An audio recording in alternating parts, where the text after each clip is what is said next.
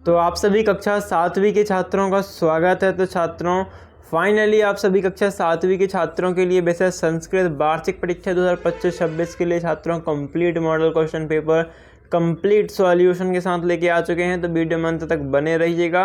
यहाँ पर से देख सकते हो कक्षा है 7वीं, विषय है संस्कृत वार्षिक परीक्षा 2025-26 छात्रों। इससे आपको लगभग हर जिले में more than 90% plus question answer आपको सेम टू सेम देखने को मिल सकते हैं। तो बहुत अच्छे से तैयार कर लेना, लाइक शेयर सब्सक्राइब कर देना। पहला क्वेश्चन देखो, श्रुत्वा शब्द का हिंदी अर्थ है। तो जो शब्द है श्रुत्वा, इसका हिंदी अर्थ क्या हो जाएगा? सुनकर। इसके बाद है अनुशासनम, शब्द में उपसर्ग है तो अनु उपसर्ग है, उपसर्ग, ठीक है। इसके बाद प्राचीन शब्द का विलोम, तो प्राचीन का विलोम नवीन हो जाएगा।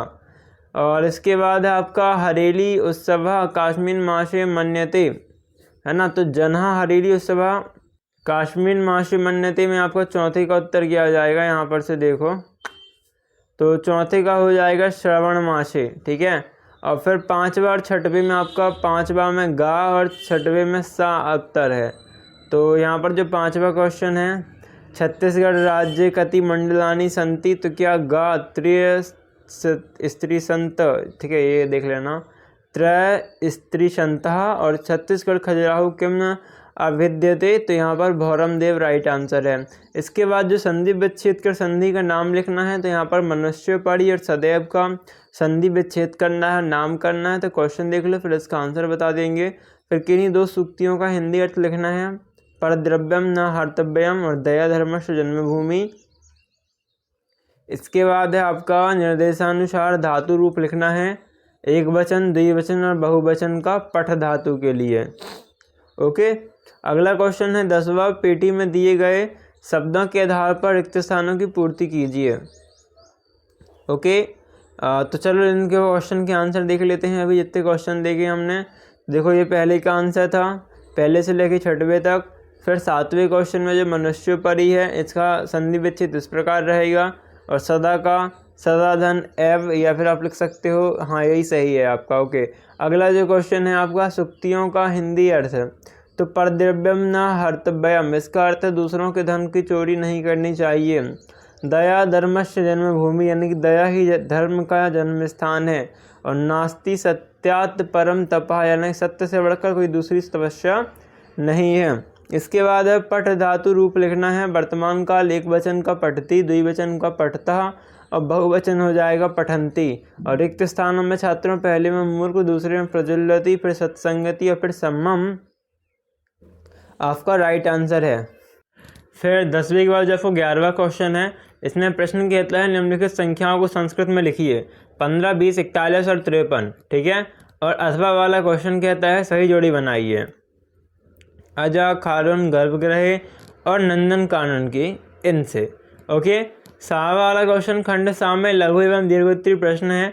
तो 12वां क्वेश्चन का यहाँ पर का क्वेश्चन देख लो, जल बिंदु निपातेन क्रमशः पूर्वते घटः सा हेतु सर्व विद्यानाम धर्मस्य च धनस्य च। फिर है यदा यदा ही धर्मस्य ग्लानि निभर्ति भारत अभ्युत्थानम तदा मन्यम सज्जहामनम।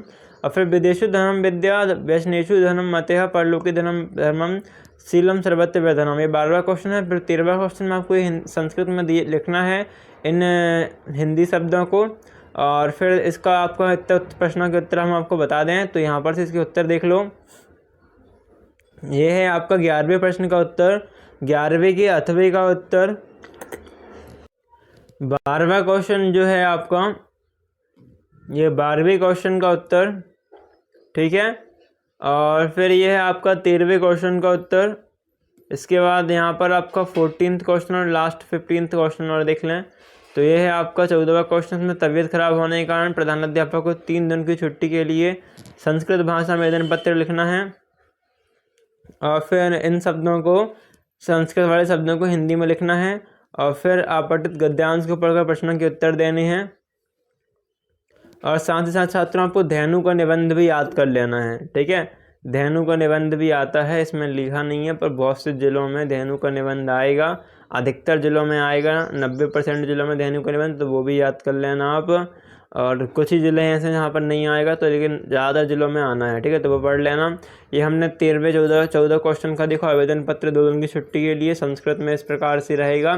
वैसे तो आपका आवेदन पत्र नहीं आता है, कैसा आता है, ज़्यादातर कुछ कुछ शब्द मिसिंग रहेंगे, तो आपको भरना होगा, ठीक है। अधिकतर जिलों में ऐसा भरने के लिए आ रहा है।